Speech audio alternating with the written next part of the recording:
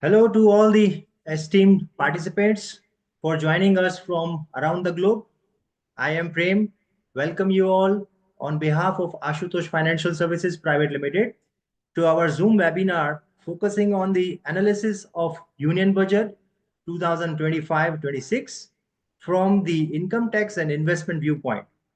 It is a pleasure to have you all with us today as we delve into this critical topic that holds immense potential for financial growth and strategic planning.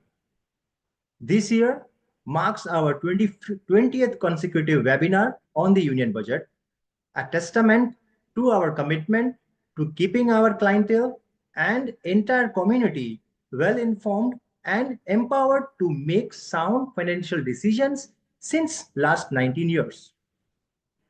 Your continued support and participation have been instrumental in making these sessions a success, and we are excited to bring you another insightful discussion.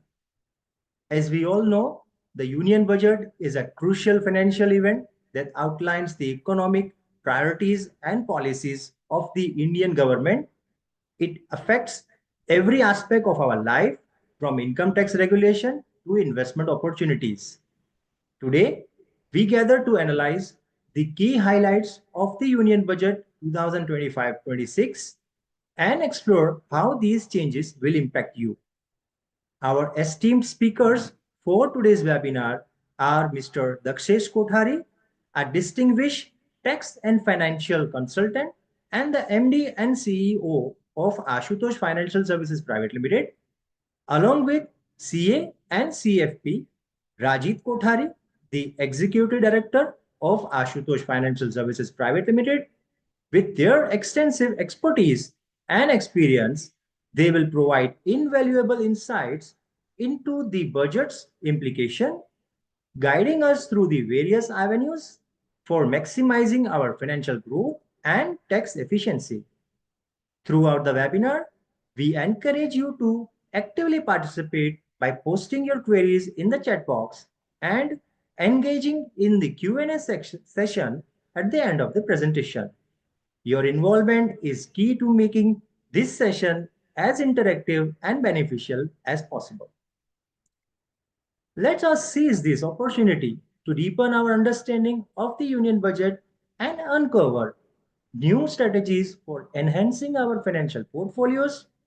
Together, we can strengthen the bond between the global Indians community, fostering mutual growth and prosperity. We will begin with a short introductory video of today's speaker, followed by core presentation. Thank you for your presence and enthusiasm in exploring the Union Budget 2025-26. Let's embark on this journey together to unlock the potential for growth and success. Thank you.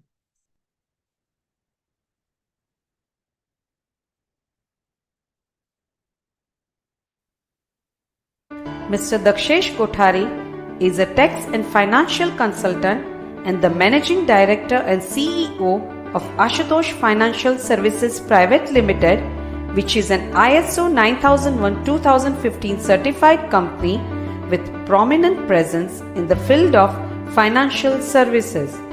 He specializes in the fields of income tax, FEMA, trust laws, estate planning, and foreign tax compliances. On the financial front, he specializes in investment services and insurance services. He advises companies, trusts, high net worth individuals, and non-resident Indians across the globe on financial and tax and allied laws related matters. He is a trustee of various charitable trusts. He has been involved with a number of social service projects of Rotary Club and is a Paul Harris Fellow of Rotary International. He has been presenting analysis on the Union Budget since last 16 years and also on various subjects of taxation and finance at various forums addressing doctors, businessmen, industrialists, taxation consultants, chartered accountants, company secretaries, NRI and postgraduate students of diverse branches on subjects related to finance, taxation and estate planning to make our society financially literate.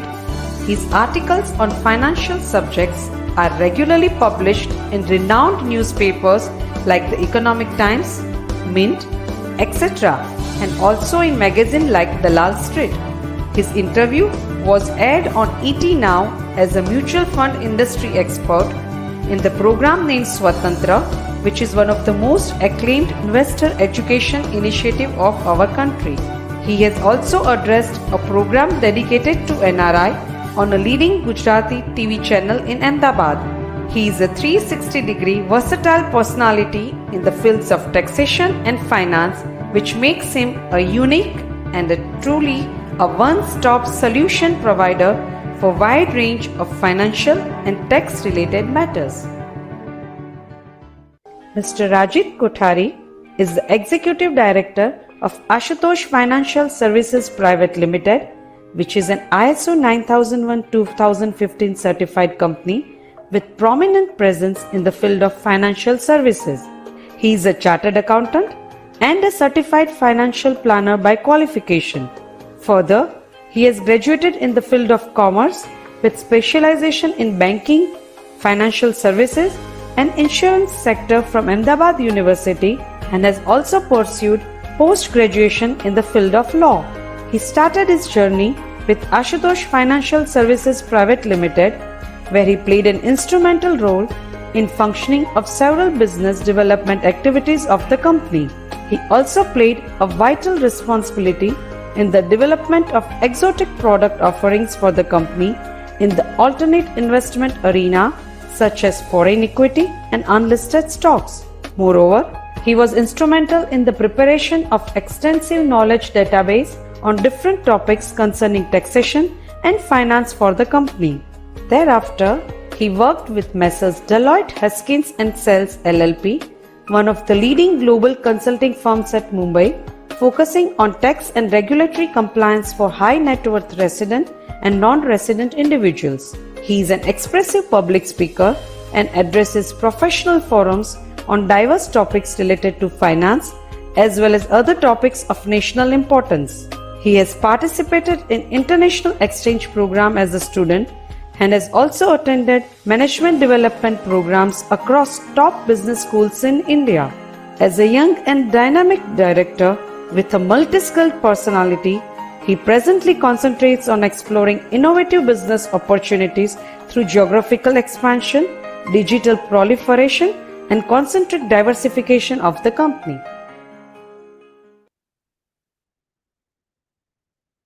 Yes, over to you, Mr. Kothari. Thank you. Hello, everybody. Most welcome to the presentation on the Union Budget 2025-26, Income Tax and Investment Viewpoint. We have been presenting the analysis on the Union Budget since last 20 long years. And all these years, what we have seen is that the interest of the people at large has been very keen, especially on the day on which the budget is presented and at least a few days thereafter. Everybody, right from those good old days, is interested as to what are the provisions or what are the kind of proposals which the finance minister has laid out in the budget and how it is going to impact me as an individual. So people would look at what would be the prices of things which would go up and down, what are the tax related concessions which are available to me. This has been a trend since all these years. But in the recent few years at least, one of the things which has added to the interest and the area of interest in the union budget is how will this budget impact the economy and the stock markets. The reason for that is very simple. All the people today practically who are taking interest on the union budget are investors in the stock market, either directly or through some managed routes like mutual funds. So everybody is interested as to what are the proposals which the finance minister has laid down in respect of the budget and how it is going to impact the economy. In order to understand any budget, it is very important that one needs to appreciate the fact that this budget, which was presented in what kind of an economic scenario the country is faced with. When it comes to India, today, India is amongst the fastest growing economy amongst the top 20 economies of the world. Yes, it is a matter of satisfaction, but the fact remains that in the Q2 of 24-25, so in the months of starting from July and ending on September, which is the Q2 of the financial year 24-25, the growth rate of India came down to 5.4%. And there was a reflection of this slowing down of growth rate in even the corporate profitability. Then inflation in India is an area of concern, not only for the people who are impacted on account of inflation, but also for the government and for the central bank of the country, which is the Reserve Bank of India. The reason for this inflation is on account of the supply side challenges, which is on account of the prices of agricultural produce going up on account of certain factors which are beyond the control of anybody. Global inflation has also played a part in impacting inflation in our country. Moreover, the strengthening of the US dollar has also impacted the prices in India. As we all know, one of the major component of our consumption, which is the crude oil, is all, or rather practically 80% of it is imported. And when dollar appreciates, there is a bigger outgo of rupees on account of this strengthening of the US dollar when making payment for imported commodities like oil. This also led to a certain level of inflation in the economy. It is on account of this inflation, the Reserve Bank of India was not able to cut the interest rates in last 1 year, especially the repo rate, which is an important rate because it is the repo rate at which the Reserve Bank lends to the banks and the banks in turn lend to the economy and parts of the economy. So the interest rates in India, as I said, could not be reduced. While as in countries like the USA, UK, China, all these big economies could reduce their interest rates. And this was, as I said, primarily on account of the rate of inflation which India was faced with. The US dollar has strengthened as a currency against all the major currencies or practically all the currencies in the world. And rupee is no exception. But the good part is that the extent of appreciation of dollar, or conversely speaking, the depreciation of the Indian rupee in comparison to the US dollar, when it comes to comparison in last 20 of the top 20 economies of the world, the depreciation of the Indian rupee against the dollar is much less. The other economies of the world, the currencies of those economies have depreciated much more than the Indian rupee. Crude oil prices in last 3 months have softened down, primarily on account of the fact that the new US administration has announced that they are planning to increase their oil production.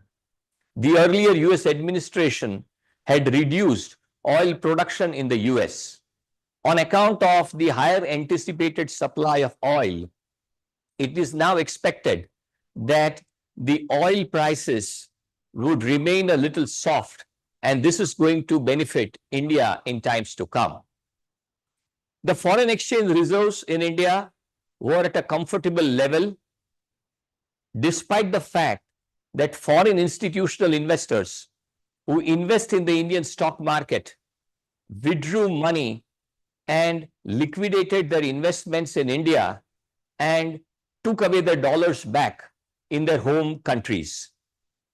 Moreover, foreign direct investment, which is the investment made in manufacturing and other businesses in India, also saw a slowing down or a softening. The exchange rate equation between the Indian rupee and the US dollar in last 10 years has been to the extent of 3.39% CAGR, which is well within certain controlled levels.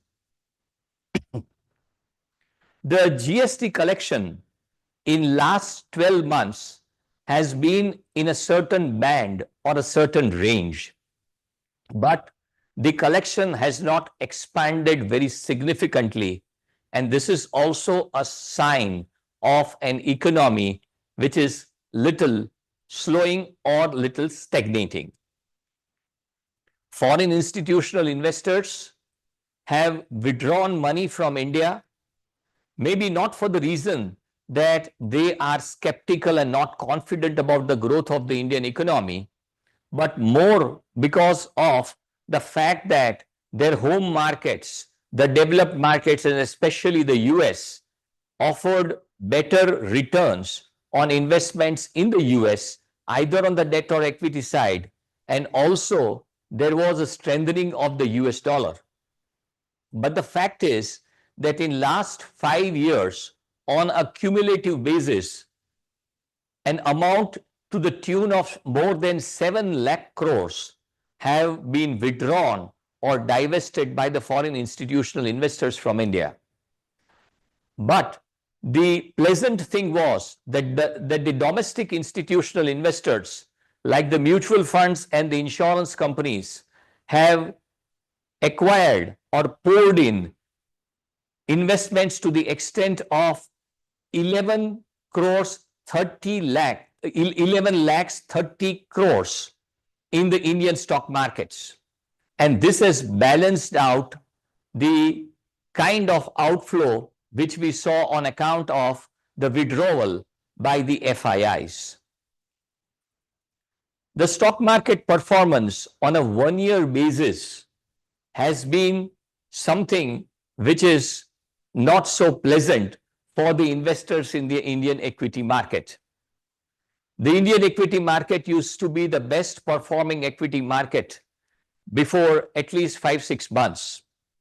But since last 4 months, since September of 2024, the Indian stock markets have been on a slowing down or a decline. And it is on that account that today, out of the top 20 stock markets in the world, Indian stock markets are a little behind than several of the other stock markets globally. This is on a one-year basis. But if we look at the returns of the Indian stock market on a 3-year compounded annual growth rate basis, the return of the Indian equity markets is quite encouraging and amongst the top performing markets, amongst the top 20 equity markets of the world. So this was all about what was the state of the Indian economy when the finance minister was preparing the budget and stood up to present the budget. The Union Budget 25-26 is all about these figures. But we have highlighted 3 figures especially: the tax revenue, the effective capital expenditure, and the fiscal deficit. Tax revenues are all the taxes which are available to the government by way of direct and indirect taxes. Capital expenditure is the expenditure which the government is going to undertake to build the infrastructure and the facilities in the country for the people at large. That includes roads, bridges, railways, ports, airports, and all kinds of infrastructure where capital expenditure is required. And the fiscal deficit is the deficit which the country is going to face on account of government's spending in comparison to the revenue it is going to generate. And the difference between the two and the excess expenditure is always called a fiscal deficit.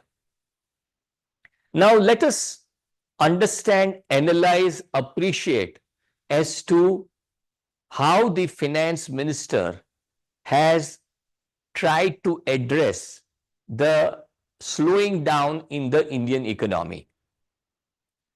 The way the strategy has been built is something which requires a lot of appreciation and recognition from everybody and appreciation from one and all. The strategy has been that to increase capital expenditure, to boost consumption, and while doing both these things, to see that the fiscal discipline is maintained and the government does not lead to a higher fiscal deficit. Let us analyze the first strategy. The first strategy is increased capital expenditure. As I said, capital expenditure is something which builds the country. And it is on the basis of this capital expenditure, any country in the world can build its economy. That is so vital for the country. But when the government spends money on capital expenditure, that makes the wheels of the economy running. Money is spent on building this infrastructure and making this capital expenditure, gives employment and makes run the entire economy when these amounts are spent. So there is a creation of asset. At the same time, the economy gets a revival. This expenditure from 24-25 at 13 lakh plus crores is budgeted at more than 15.5 lakh crores, which is an increase of 17.5%. The second strategy is to boost consumption. And this the finance minister has done so nicely and making people so delighted by giving a lot of concessions on the personal income tax front. These concessions would total to a huge amount of 1 lakh crores. But that 1 lakh crores is not going to reduce the tax collections or tax revenue for the government so that it would face a crunch on its resources. If we look at what is the kind of budgeting which has been done on the tax collection aspect, we would understand that from 24-25, which is the last year, or rather the current year, the budget of 25-26 estimates that despite giving a concession of 1 lakh crores, there is going to be an increase in the tax collections to the tune of more than 11%. And this is going to come by efficient tax administration. This is something which is so very pleasant for any economy where the tax rates are reduced, but the efficiency and the collection of taxes become more efficient. So this was the strategy number 2, by which 1 lakh crores of additional liquidity is going to be put in the hands of individuals to spend on the areas, to invest in the areas which those respective individuals deem fit. And the third strategy is the strategy of fiscal discipline. Despite spending on capital expenditure and on reliefs by boosting consumption, but still the fiscal deficit has been capped at 4.4% of GDP.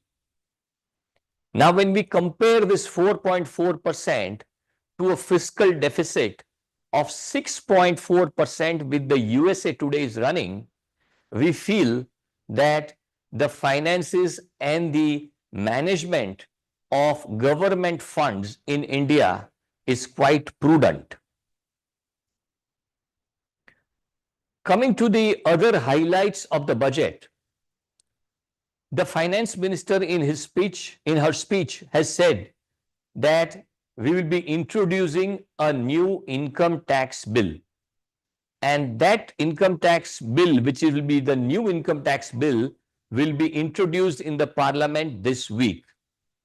This will be a bill which will lead eventually to the new income tax law, which will have a simplified framework and a compact set of provisions than what the present Income Tax Act, which is an income tax act which was since 1961, which has undergone so many amendments, changes, provisos, and subsections and sections. And it is going to be worded in the manner that it will enhance clarity and reduce the compliance burden for the taxpayers.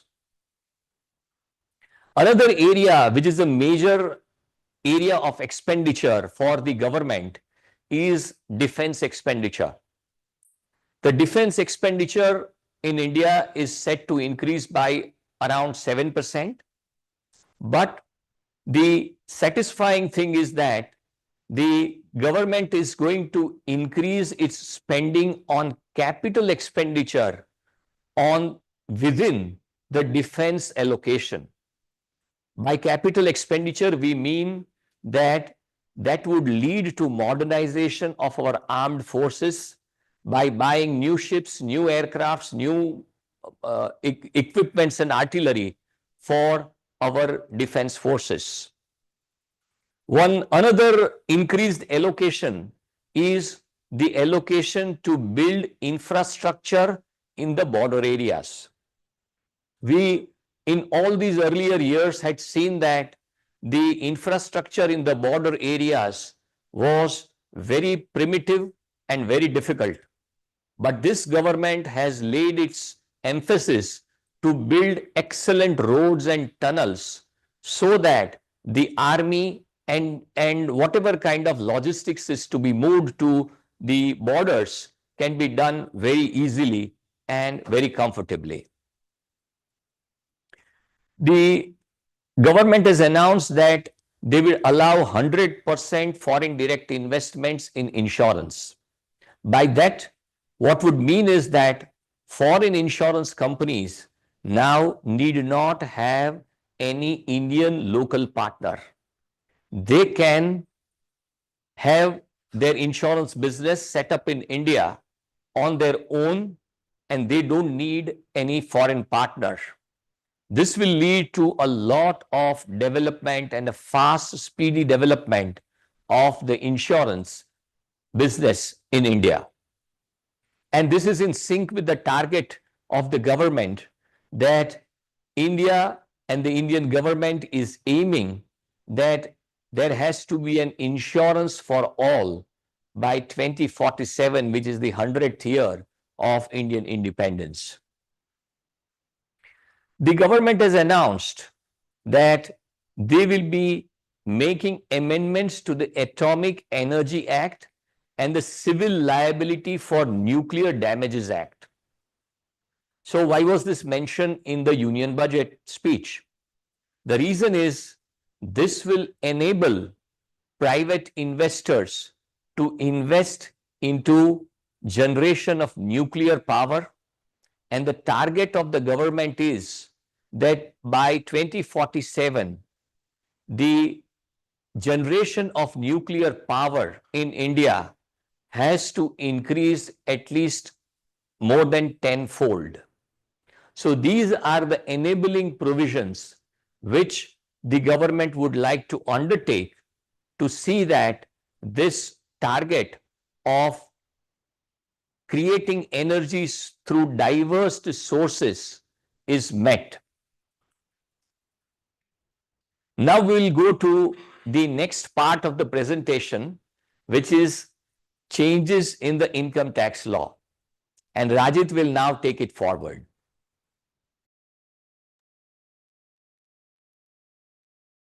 Hello everyone. In the union budget every year, over and above the state of the economy and the way the government is planning to arrange their finances, an area of major interest for most of the viewers is the changes that are going to be announced in the Income Tax Act, especially as to what are the beneficial outcomes of the budget in the Income Tax Act for the taxpayers.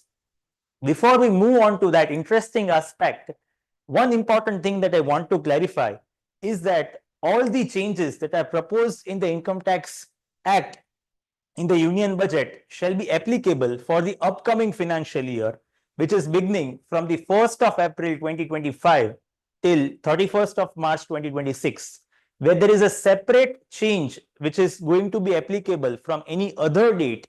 We will be announcing that while discussing all the changes.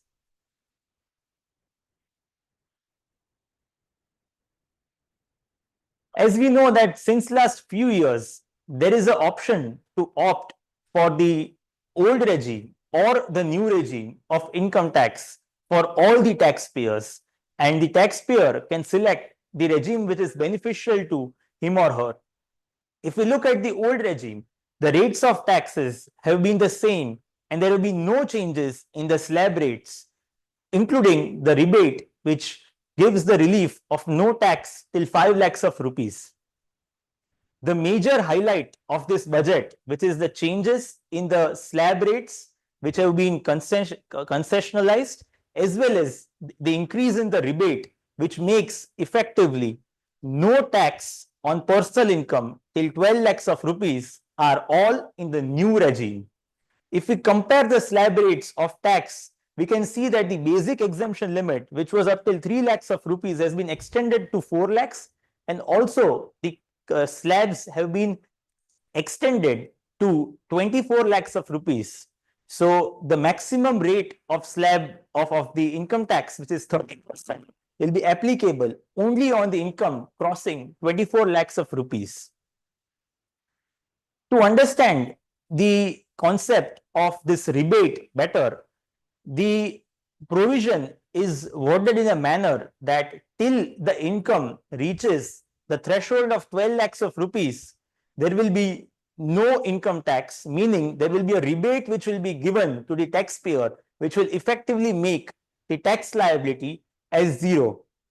Now, this rebate is only available on the incomes that are taxable as per the slab rates of tax, which is interest, dividend, salary, or rent. In case of special rate incomes, which are capital gains, to give an example, this benefit of the rebate will not be available. The total income to ascertain whether this benefit of 12 lakhs of rupees, rebate till 12 lakhs of rupees, is available or not, the entire income will be summed up, which is the slab rate income, which is taxable at the slab rate, as well as the special rate of income. To explain this further with the help of an example, if an individual has got incomes from slab rates of 9 lakhs of rupees, which are taxable as per slab rates to the extent of 9 lakhs of rupees, and incomes from capital gains, which are around 4 lakhs of rupees, then the total income, because it is crossing 13 lakhs of rupees, will not be eligible to this benefit of the rebate, and the tax calculation will be done from 12 lakhs from 4 lakhs of rupees as per the slab rates, and on the capital gains at the rate taxable for the capital gains. Similarly, if someone has got income of 9 lakhs of rupees through incomes taxable through slab rate, which is salary, rent, so on and so forth, and capital gains, which is another 2 lakhs, which makes the total income as 11 lakhs. In this case, the benefit of rebate will be available, but it will only make the income of 9 lakhs of rupees tax free, while the balance 2 lakhs of rupees of capital gains of income will be taxable at the special rates of tax. Another important point is that this benefit of rebate to 12 till the extent of 12 lakhs of rupees is only available to resident individuals. It is not available to any other assessors like HUF, NRI, firms, companies, trusts. Also, a lot of individuals have got this misconception that since there is no tax now to the extent of 12 lakhs of rupees of income, there is no requirement of filing the income tax returns as well, which is not true. Income tax return filing is mandatory as soon as the income crosses the basic exemption limit, which is 4 lakhs of income. Beyond that, if there is no tax, it can be claimed as a refund if there have been TDSs which are deducted by filing a tax return. Another important announcement is introduction of the concept of marginal relief. To explain you this further, what happens is that whenever a person has got income which is to the extent of 12 lakhs of rupees, as we understood earlier, there will be no tax implication because of the rebate that is available. But as soon as it crosses 12 lakhs, there will be tax calculation right from 4 lakhs of rupees as per the slab rates. If someone has got an income of 12 lakhs of rupees, there is no tax. But if someone has got an income of 12 lakhs 10,000 rupees, in such a scenario, there will be entire tax calculation that would be done from 4 lakhs to 8 lakhs, 8 lakhs to 12 lakhs, so on and so forth, which may make the tax liability about 20 to 30,000 rupees. So effectively what has happened is, from an increase in income of just 10,000 rupees, there is an increase, proportionate increase of tax of more than that, which is about 20 to 30,000 rupees. To resolve this kind of anomaly, what the government has done is that till an income of about 12 lakh 60,000 to 70,000, there is a concept of marginal relief, wherein the increase in income beyond 12 lakhs of rupees to the extent of 12 lakh 60 or 70,000, there is a tax liability of only that level of increase in the overall incomes. One important development through this announcement is that the old tax regime is now by and large redundant. In the last year, 75% of the income tax filers had filed the income tax returns under the new regime, while henceforth from the upcoming financial year, it is anticipated that practically all the tax filers would be filing under the new regime, because the kind of deductions that would make old regime attractive as compared to the new regime are extremely high. Also, as we saw that the highest slab rate has now been extended beyond the income of 24 lakhs of rupees, which is 30%. Now, this benefit of the extended slab rates and reduced taxes on those slab rates is advantageous to each and every taxpayer. Even if the income of any taxpayer is running into crores of rupees, even then the person would benefit from the reduced taxes, because the tax calculation is done right from 4 lakhs of rupees as per the slab rate to the extent of 1 to 1.5 lakhs of rupees, depending on the exact level of income, which is a master stroke that is very beneficial to all the taxpayers. It is anticipated as per the finance ministry that 1 crore taxpayers will come out of the tax net out of 8.75 crore tax filers who filed their tax returns last year. The entire amount which will be saved, as we understood earlier, will be channelized towards encouraging consumption as well as encouraging investment in the economy for productive means. Earlier, if we look at the trend of the taxation under the old regime in the previous years, the deductions were available on making certain set investments or consume on or certain set consumptions. For example, if someone invested into ELSS or post office savings scheme or some other paid some other insurance premium or consumed by way of purchasing of a property or donating, only then these deductions were available, which did not give enough freedom to the taxpayer to decide on the manner in which they want to invest and consume, but their entire decision making was driven basis the tax benefits. So government wanted to give this kind of independence for the taxpayers to decide, depending on their preferences, what is the best means of investing and best means of consuming, so that the economy prevails as per the freedom and choice of that particular taxpayer, which is why this entire trend has now been changed. This anticipated loss of 1 lakh crore rupees to the government, as we saw in the earlier part of the presentation as well, will now channelize towards this productive means.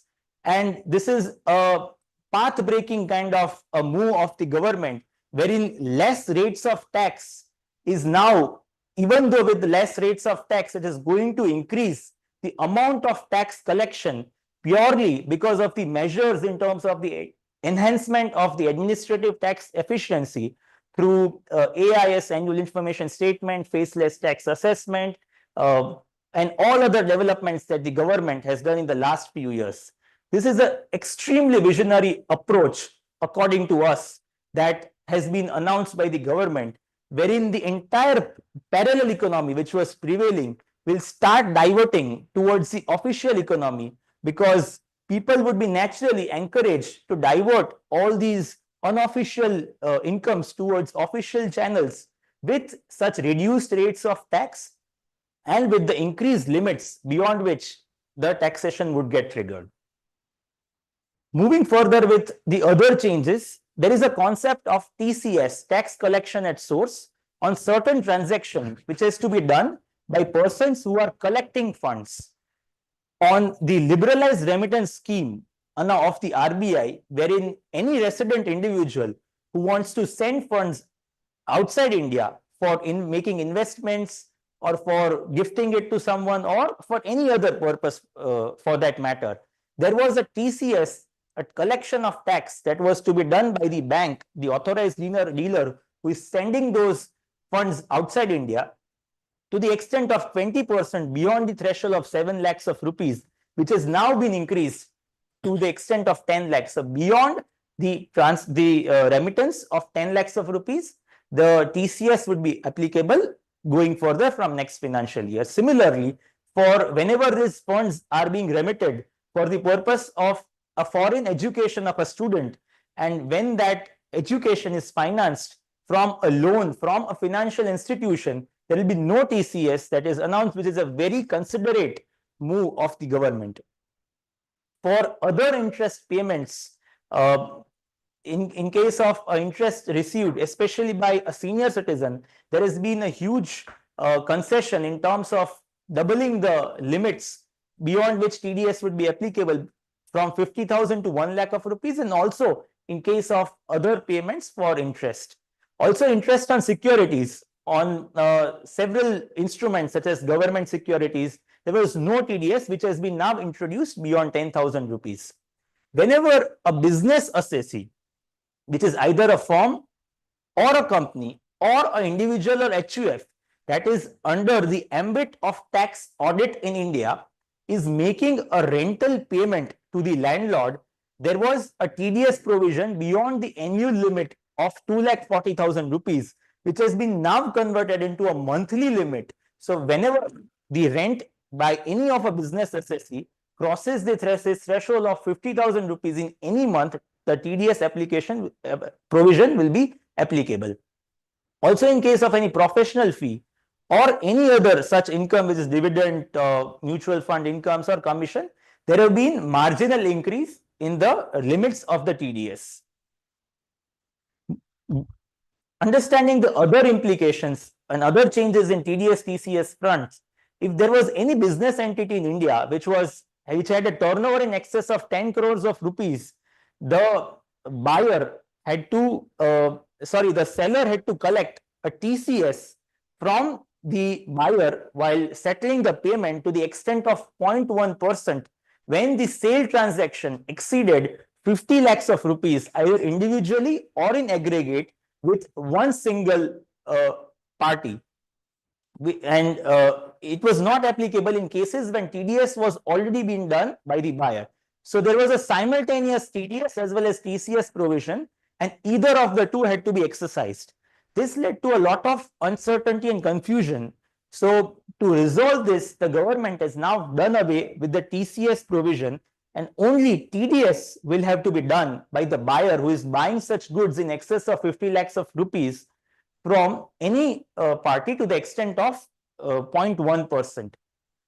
Another thing which was there is that whenever there is a TDS or TCS implication by any person who is making the payment and the other person with whom the transaction is being made is a non-filer of income tax return, then the TDS TCS had to be done at a higher rate. It was practically very challenging for someone to ascertain whether the other person has filed income tax return or not.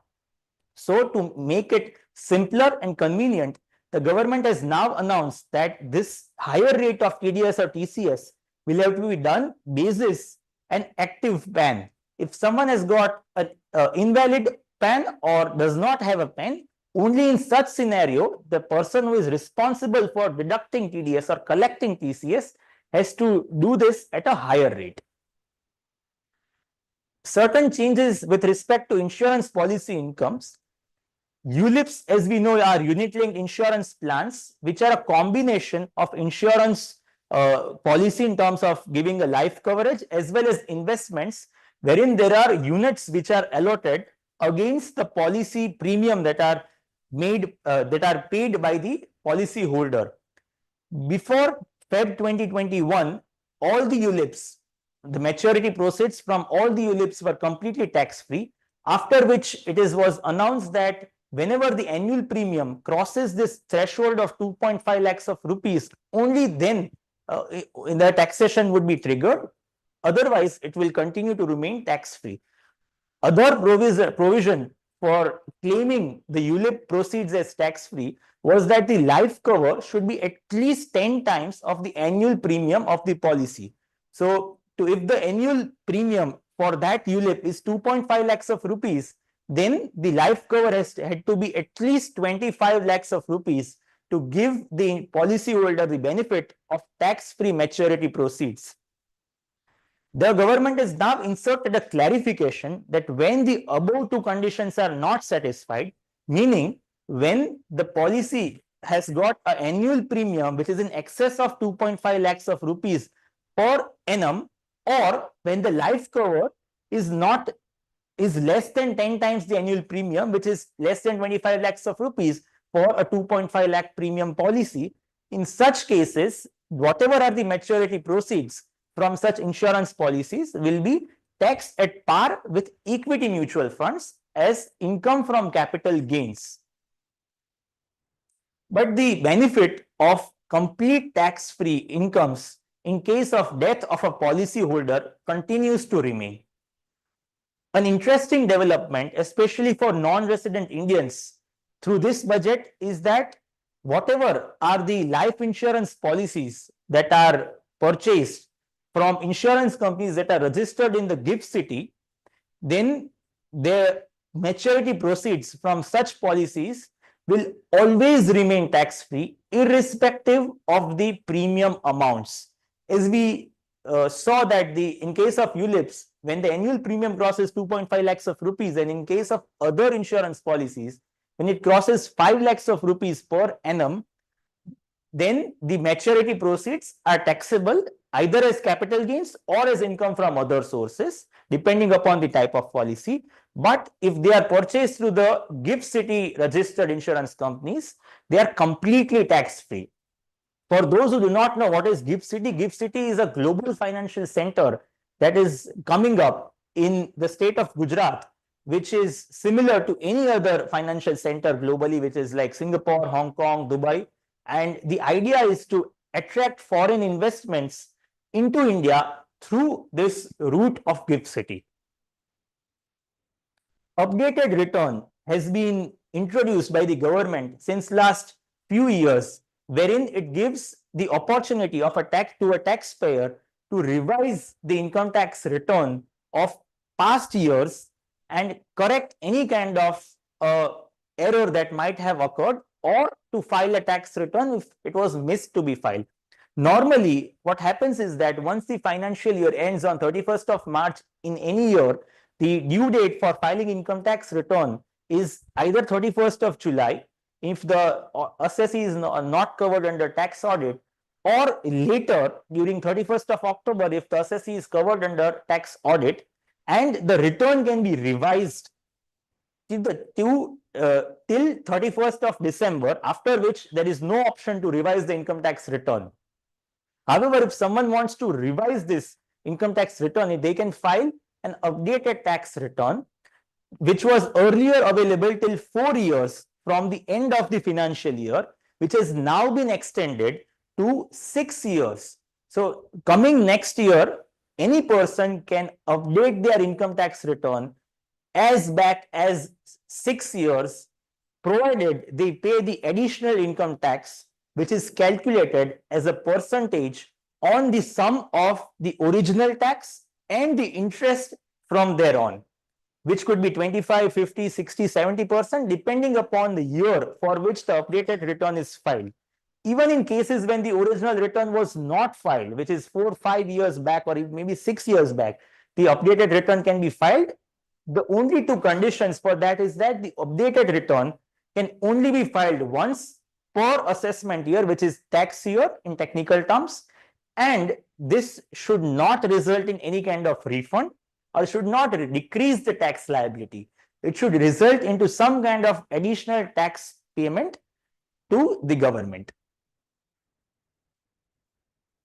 Moving further with the change in the income from house property, whenever someone has got any house property in India, it is either it can be claimed as self-occupied, meaning if the person is using it for personal purpose, or it can be considered as let out if it is given on rent and rental income is being received on it.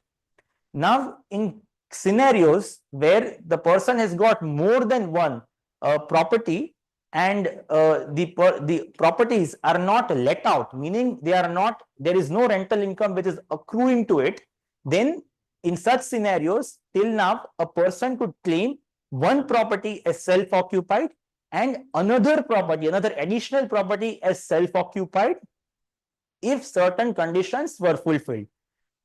Further on, for any properties beyond those one or two property, on all the properties, there is a calculation of notional rent as per the municipal value records, which had to be considered, and tax had to be paid, even if it was not let out, and it is considered to be as deemed to be let out, and notional rent, tax on the notional rent has to be paid on it.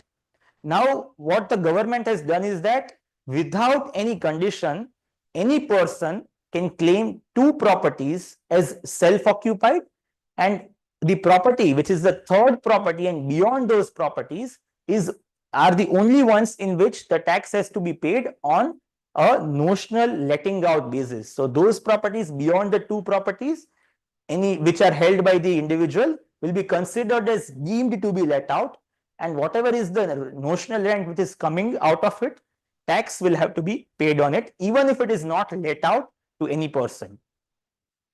NSS and NPS, national savings schemes, we have all heard of several senior citizens taking benefit of this NSS. Government recently, through a circular, has stopped paying interest from 29th August 2024 on the NSS that was held by all the depositors. So a lot of representation was made by them that since there is no interest which is now being paid, the withdrawal of the accumulated deposits on NSS should be made tax-free. So the government, considering those representations, has announced that any withdrawal by any depositor from the date when this interest accrual was discontinued will be considered tax-free going further on. NPS, as we know, is National Pension Scheme. This has got a feature of a NPS account for a minor called NPS Vatsalya account, which is purely for the benefit of that minor child, and the minor, when becomes a major, gets hold of these funds. There are certain conditions fulfilling which this amount which is deposited in the NPS Vatsalya account can be withdrawn to the extent of 25% of the contribution. And the conditions are, if it is used for the education of that child or for certain other medical treatment, then this withdrawal, which is allowed to the extent of 25%, will be considered completely tax-free for the persons who are withdrawing it. The government has been extremely active on this front of charitable and religious trusts and is trying to regulate it since last few years through introduction of several different provisions in the union budget. Recently, in few years back, they had announced a provision of re-registration of all the charitable trusts to regulate it in a better manner. Now, to give relief to all the small trusts, by mentioning small trusts, what they mean to say is that all trusts which have got an income which is not exceeding rupees 5 crores in each of the 2 preceding years, for all these small trusts, the registration validity, which is 5 years as of now, has been extended to 10 years. So once a trust is fulfilling this condition of being a small trust, then to the extent of 10 years, they did not worry about re-registering themselves and making the application and going through that formality. Also, when an application is made for registration, and that is considered as an incomplete registration, meaning there is some information that is either incorrect or false, then it should not result in cancelling of the trust. There is a kind of relief which the government has announced to the persons who are making application for registration of the trust. This is it as far as the income tax changes are concerned. And a last quote before we move further with the question answer session, wherein our Prime Minister has laid a lot of emphasis and thrust on the people of India. Even if we look at all the changes that are announced in this budget, may it be that personal tax relief which has been announced, or any other infrastructure spending that has been increased, or any other expenditure that they are doing in terms of skill building or enhancing the overall labor force of our country, the entire crux has been on development of the people, because as rightly mentioned by him, when people are empowered in the economy, only then the economy grows and the nation prospers. And we are fortunately the youngest country with the best demographics in terms of the youngest median age in the entire world. And the government has rightly hit the nail in the coffin by announcing all the measures that are necessary to empower the population of India. All the views in this budget were personal, in the sense that it should not be construed as a professional or a income tax or a investment advice, because the advice might differ from individual case to case. A brief before we move on further about us as to what do we do. So we have a legacy of more than 65 years of being a one-stop financial service provider, and a team strength of 60 to 70 people, comprising of all financial domain experts, with active office presence across the western belt of India in cities of Rajkot, Ahmedabad and Mumbai. Cumulatively, we manage more than 900 crore rupees of assets in predominantly in the Indian markets and also in the US market, serving a base of more than 5,000 clients from more than 22 countries. What exactly do we do? What services we provide, and how can we be helpful to all of you is by all these means, which is predominantly investments, all kinds of investment offerings in India and globally we deal with, which is mutual funds, EMS, AIFs, alternates, even fixed income investment options. And even when someone is looking for a global diversification of investing into the US stocks or ETFs, we are insurance brokers. We deal with all kinds of insurance offerings in India, which is life, health, general. As far as the income tax part goes, we are into complete holistic investment advisory as well as compliances, right from obtaining a PAN card to the tax assessment at the highest levels. We also indulge in personal bookkeeping in all the cases where it is required.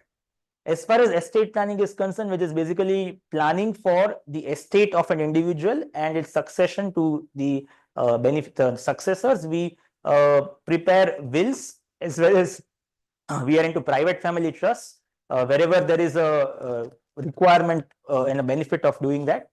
We are also into advising for all other financial regulations, which could be anything and everything, such as planning for gifts, loans, any fund transfers, international, outside India, back and forth whatsoever.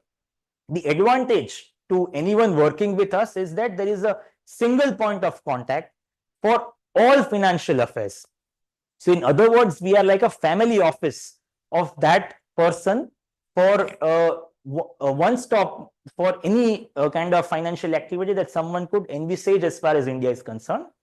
And this is possible through a single relationship manager who is backed by all different specialists. So it becomes very convenient for the person who is dealing with us, and also for us, because when we have got all the financial data, we can give a much better, much comprehensive advice, and it is also convenient in terms of carrying out all the compliances. As far as our charging mechanism is concerned, we do not charge anything directly from the clients for all these services that I mentioned above, as long as the client is working with us on investments or insurance side. So it is very cost efficient for the person as well, because there is no extra cost that someone has to bear for any kind of advisory, income tax, estate planning whatsoever. This is a glimpse of our upcoming corporate house, which should be operational hopefully by the next union budget. And if any one of you happens to visit any of these 3 cities, it would be a pleasure to meet you in person. Our this is a glimpse and in the plan of our event, which was today on the union budget, and we will be sharing the entire YouTube recording of both these sessions with you, along with the PDF of the presentation that we had. And any kind of questions that you may have, we are we'll be more than happy to answer those. Thank you so much for being a patient audience and for sparing your valuable time, that too on a weekday. We move further now with the questions that you may have. Thank you. Yes, thank you, Mr. Rajit Kothari, and was like the wonderful session. And let's just start the question answers. We are already having a couple of questions in the chat box, but I would specifically request to the participant that if they can directly interact with the today's speaker, then they can have back to back more discussion on the queries and the questions. But and on the other end, you can also post your queries in the chat box. So let's take the first question, which is by Mr. Subodh Bansal, and he's from Singapore. And he would like to know that if there are still 2 methods of calculating the taxation on the property disposals in India. Right. So as far as the capital gains on sale of property is concerned, then is for a non-resident, there isn't option of 2 different ways of calculation.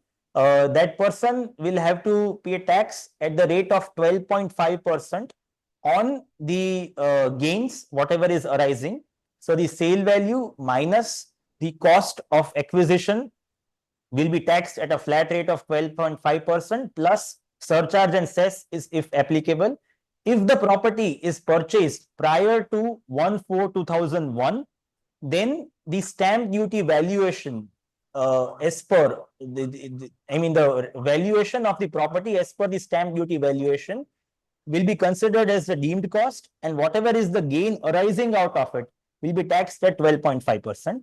The option of 20% with indexation or 12.5% is only available to resident individuals and HUFs for the properties that were purchased prior to last July 2024. Okay, thank you. Now the next one is from Mrs. Kanchan Nagdev, and she has mentioned that would there be any additional tax on increase of value of the property after the redevelopment? Yes, so after the redevelopment, if the property is sold, then the similar manner would work for calculating the capital gains, because ultimately whenever the ownership of the property is transferred, that is the point of taxation. It does not matter whether it is redeveloped or it is as it is, but whenever the title of ownership is transferred to any other person, then whatever is the valuation that is adopted by way of the consideration that is received for transferring that ownership will be the sale value, and whatever is the cost that is incurred either for purchasing or for constructing the property will be reduced to calculate the capital gains. Just to add to this, say in the process of development, if the property loses the character of it being a capital asset, then the balance part of the development gain would be treated as income from business and profession. So if to the extent that it remains as an asset, which is a capital asset, and the redevelopment is taking place, then that is fine. But if then the property is converted into an activity which is in the nature of a business activity and capital asset is transferred and it works like a stock in trade, then all the gains which are which are accruing after it being converted into stock in trade will be treated as a business income. So it all depends upon the facts which has to be looked into. Okay. Now, Mrs. Nagdev has also added into this that if the property has not been sold, but still it is just it has been received after the redevelopment, and she's continued to holding that property, and she has converted it to use it as for the business purpose and all. So, if we receive that property and we are not selling it off, still we need to pay taxes on it. I think it would be better that we examine the facts, because it is a matter of facts. So in principle, what we said was that if it is a capital asset, as Rajit said, it would be treated as capital gains. And as I said, that in the intervening part, if the during before the sale of the property, ultimate sale of property, if there is some change in the nature, then it would be treated as business income. So let us keep this thing till for examination of the detailed facts, so that the advice and everything may be accurate. Okay. So, Mrs. Nagdev, we have mentioned our contact details in the chat box. So, if in case you wish to have further clarity on this specific topic, then you can get it reach back to us on the number which is provided. Now, the another question is by Mr. Nikhil Dutt, and he is concerned about and is asking for if there is any specific changes which are affecting the non-resident Indians who are having their Indian financials. Okay, specifically, there have been no changes which are particularly affecting the non-resident Indians, especially on the taxation front. But all in all, the overall increase in the consumption of the economy and the investments is going to benefit all the stakeholders who have participating in the economy, either by investing in the markets or who are participants by way of residents who are going to get benefit of the infrastructure and the other benefits that the government will outline. Okay. So these are all the questions which were asked by the participants in the chat box. So we request if anybody else who wish to have the interaction with the speaker, they may raise their hands, and or else they can post their queries in the chat box. We also request that do help us with your valuable feedbacks through the link which is provided there in the chat box, so that we can further improve ourselves in order to come up with such educational programs in future. Yeah, so Mr. Nikhil is asking that implication of new tariffs by Trump. So will there be any comments on that?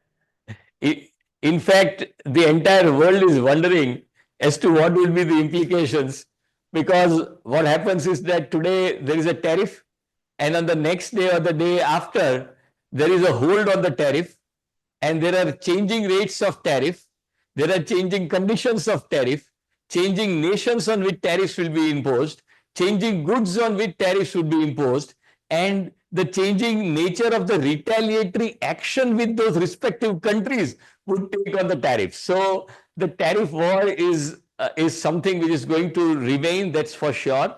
But then, what is going to eventually happen is not something which is very clear. But one thing is quite understandable, that in this entire exercise of tariff war, which is being, which we see every day or hear every day, India is something which is a little spared out. And so all the stakeholders in either of the countries or any of the countries would definitely like to diversify their supply chain, and would definitely consider India as an economy or a jurisdiction where from manufacturing could be rooted, or trade with India could be enhanced. Okay. So there is one more question in the chat box by Mr. Allen, and he's asking for whether is there any chances of a resident Indian who can have the investments through Gift City while they are outside India. Okay, so the entire benefit in terms of the taxation and the regulatory regime, which is available by investing through the Gift City route, which is no tax implications in India, no requirement of opening a bank account in India or a demat account in India, a seamless manner in which the entire investment happens, is all there for the non-residents, which could be persons either of Indian origin like us, or who could be any person who is also not of Indian origin, who is a complete foreigner, and also if that entity, which is like a trust or a LLC or any other business entity, can invest in its own individual capacity through the route of Gift City. So the entire idea behind the Gift City route investing is for the diaspora and for the mass which is outside India, so that there is an inflow of foreign exchange, which is the idea of the objective of the government. And this is also there for all the countries, including US. This benefit is there. So as the resident Indians can invest outside India through Gift City by diversifying their global portfolios. But then the tax benefits and all other regulatory benefits are not specifically available. Yes, diversification of investments is there, but this beneficial tax and regulatory regime is restricted to non-residents. Right.